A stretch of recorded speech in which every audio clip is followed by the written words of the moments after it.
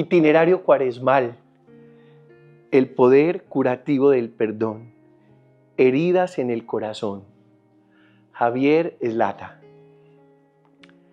Aspectos culturales.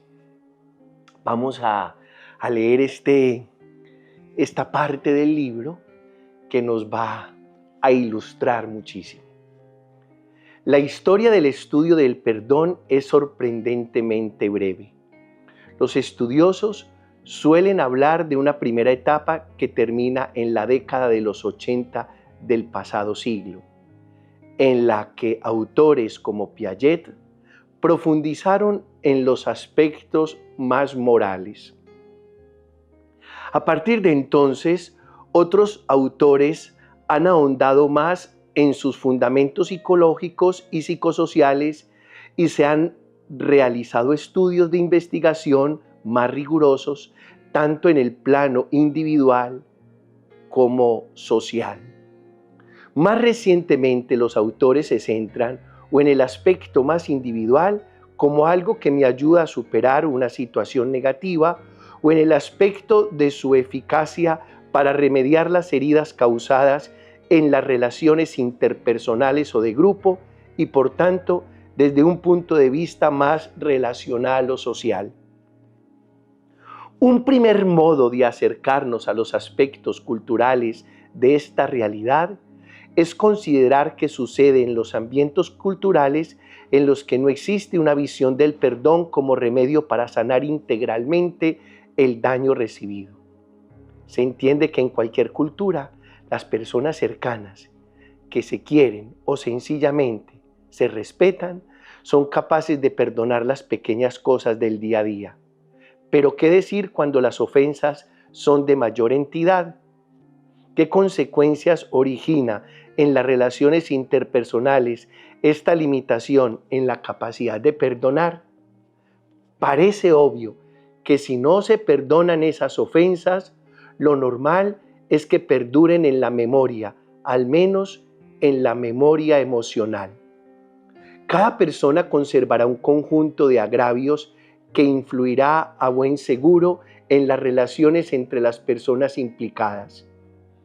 Estos agravios podrían transmitirse entre generaciones o de forma viral y acumularse de manera aritmética o geométrica, generando una sociedad cada vez más disgregada y resentida. Por otra parte, la persona inmersa en esa sociedad soportará cada vez un mayor peso emocional como resultado de la suma de emociones negativas: ira, rabia, rencores, resentimientos, humillaciones, impotencia, que siempre estarán presentes. Se establece una red de agravios cruzados que hacen el ambiente irrespirable, creando un clima de sospecha, vulnerabilidad y alerta continua ante un hipotético daño futuro. Esto lleva a vivir casi continuamente en el pasado y a filtrar el presente y las expectativas del futuro siempre por este tamiz negativo, suma de malas experiencias y de heridas no cicatrizadas.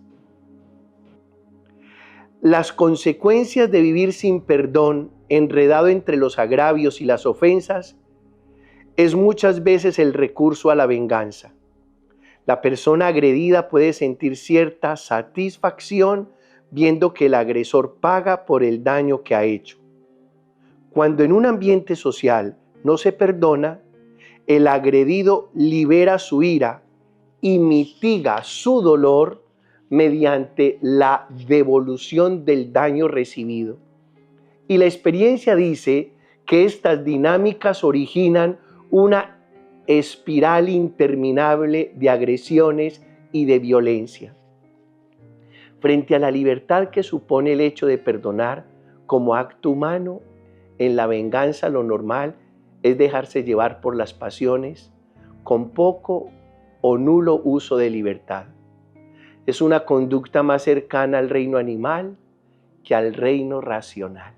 La venganza es una conducta más cercana al reino animal que al racional.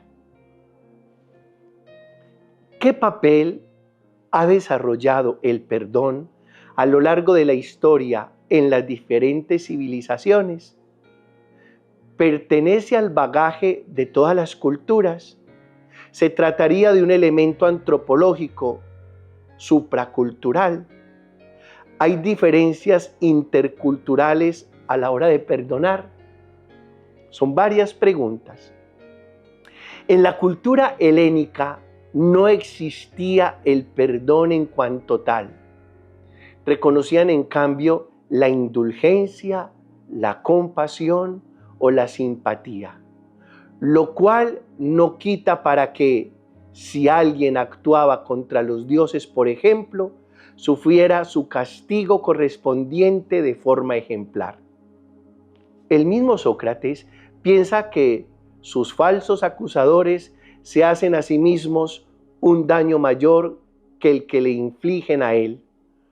Por eso, más que desear vengarse, les compadece, ya que piensa que es preferible sufrir una injusticia a cometerla. Platón no reconoce la existencia de la culpa y llega a decir que el que es injusto lo es inconscientemente, ya que hacer el mal realmente sería un error. Si alguien me hace un mal, tengo que compadecerme de él por su error, ya que podría haberlo hecho bien. Probablemente el cuerpo, fuente del mal, ha engañado al alma.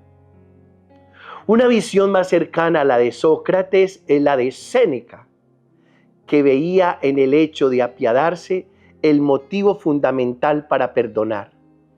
Perdonar al más débil que tú por piedad hacia él y al más fuerte que tú por piedad hacia ti.